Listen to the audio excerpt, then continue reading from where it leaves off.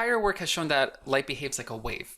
And if we increase the energy of light, the light intensity of this lamp being shown on this sodium plate, and here you can see the target plate is sodium, that light should be capable of ejecting electrons from their respective sodium atoms.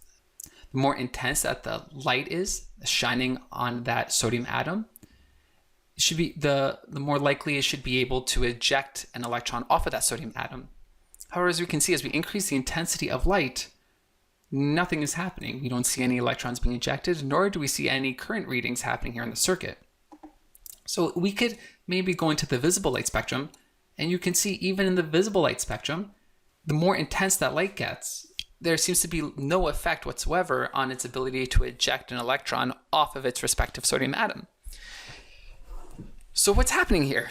What Einstein proposed is that light doesn't really behave like a wave in this instance. In fact, light behaves like individual particles.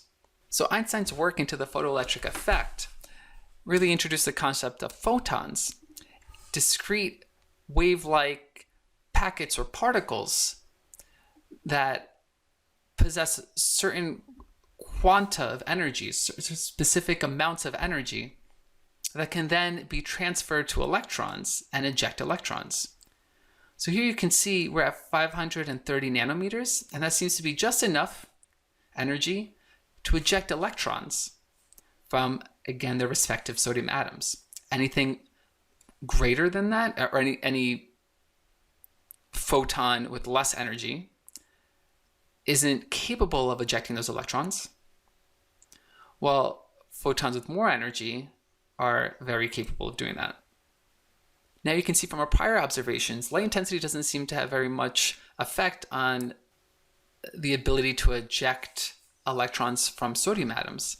However, light intensity does have a role in the number of photons that hit the sodium plate and the number of electrons that are ejected.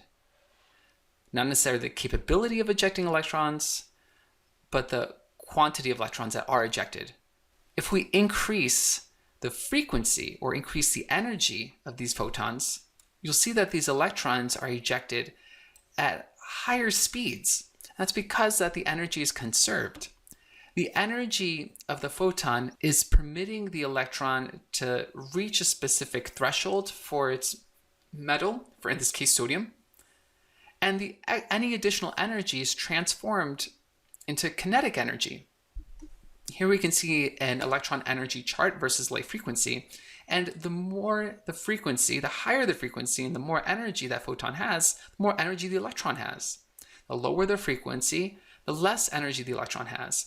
And again, if we go under threshold, we'll essentially see no electrons being ejected.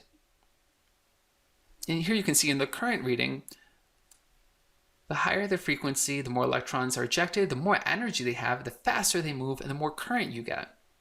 So this demonstration really explains how the photoelectric effect works and the particle-like nature of light, as opposed to its wave-like nature. You might expect, looking at the properties of a wave, that light intensity alone should be able to eject electrons. But that's not the case. It's essentially the energy of the particular particle of photon hitting the sodium plate that's capable of ejecting those electrons.